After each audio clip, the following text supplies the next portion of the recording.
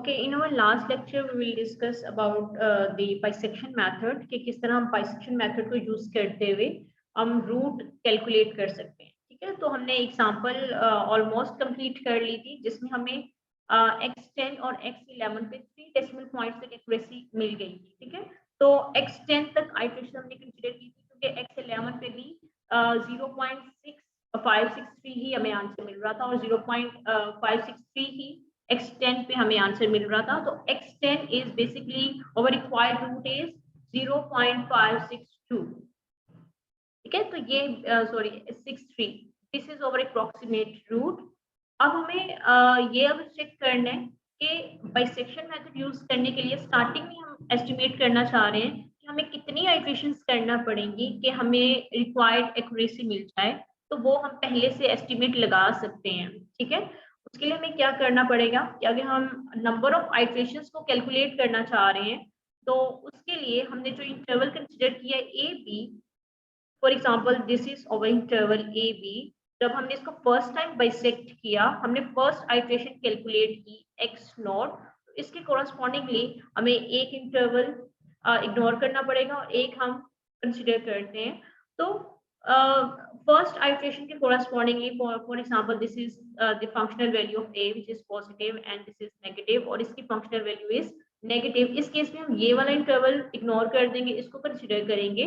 तो length of this interval A B reduce होकर कितनी रह गई, a to x nought. So which is the length of the sub interval is basically b minus a over 2 हो गई इस दफा जब आपने फर्स्ट आइटरेशन की। ठीक है, ये आइटरेशन आ गई, ये लेंथ आ जाएगी। जब सेकेंड टाइम आइटरेशन करेंगे, इसको फिर से बाइसेक्ट करेंगे, तो this will be equal to b minus a over 2 raise to power 2। और अगर आप n टाइम बाइसेक्ट करेंगे तो the length of the interval is b minus a over 2 raise to power n। ठीक है, if the permissible error is epsilon, ठीक है, कि अगर हमें required error is epsilon, then the approximate number of iterations required may be determined from the relation this relation। ठीक है, तो इस रिलेशन को यूज करते हुए हम नंबर ऑफ आइटरेशंस को कैलकुलेट कर सकते हैं। सो एप्सिलॉन इस केस में क्या होगा, अब हमें जो क्वेश्चन अभी हमने एग्जांपल किया उसमें हमें 3 डेसिमल पॉइंट्स तक एक्यूरेसी चाहिए थी, तो उस केस में एप्सिलॉन क्या होगा 10 रेज़ टू पावर -3। अगर हमें 5 डेसिमल पॉइंट्स तक एक्यूरेसी चाहिए तो एप्सिलॉन क्या होगा 10 रेज़ टू पावर -5। तो पहले हम इसको सिंपलीफाई कर लेंगे। हमें n कैलकुलेट करना है इसमें जो कि पावर में है, और पावर को बेस में लाने के लिए हम लॉग यूज करते हैं। तो इसको हम सिंपलीफाई कर लेंगे। सबसे पहले हम एप्सिलॉन को यहाँ शिफ्ट कर देंगे और 2 रेज़ टू पावर n को इधर शिफ्ट कर देंगे, और फिर हम लॉग यूज करके n कैलकुलेट कर सकते हैं।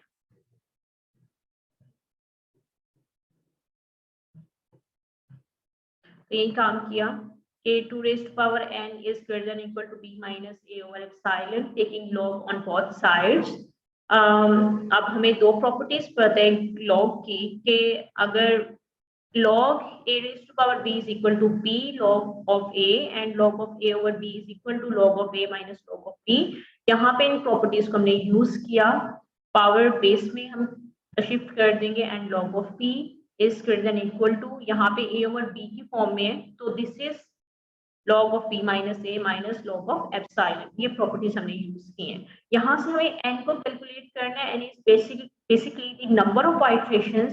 तो इसको हम डिवाइड कर देंगे। So this is the formula for finding the number of iterations. अब यहाँ पे b is the interval b और a b basically over first interval that we consider, so which we will consider in this example is 0 and 1, and a is the permissible error जो कि हमें, क्योंकि हमें 3 decimal points तक accuracy चाहिए थी। सो e is epsilon is 10 raised to power -3 in this case। so इसी example के लिए हम इस फॉर्मूला को यूज करते हुए प्रोसेस स्टार्ट करने से पहले बाइसेक्शन का हम ये एस्टिमेट लगा सकते हैं कि हमें कितनी आइटरेशंस करना पड़ेगी। ठीक है, ये हम कर भी सकते हैं कि इस एग्जाम्पल के लिए अगर हमें चेक करना है कि हमें कितनी आइटरेशंस करना पड़ेंगी, हम इस फॉर्मूला को यूज कर सकते हैं। a is 0, b is 1, epsilon is 10 10 raised to power -3 क्योंकि हमें 3 डेसिमल पॉइंट से एक्यूरेसी चाहिए थी। Substitute all this value in the formula, यहाँ पे b की वैल्यू सब्स्टिट्यूट कर दी, a is 0, epsilon is 10 raised to power -3 और कैलकुलेट कर लें सारी वैल्यूज को, ठीक है। इसको सब्स्टिट्यूट करें कैलकुलेट में सारी वैल्यूज को, तो आंसर आएगा 9.97 which is approximately equal to 10. It means that हमें at least 10 iterations करना होंगी to get the accuracy of 3 decimal points. तो हमने ये देखा भी है कि जब हमने इस एग्जाम्पल को सॉल्व किया तो हमें x raised to power 10 पे एक्यूरेसी रिक्वायर्ड मिली थी, ठीक है।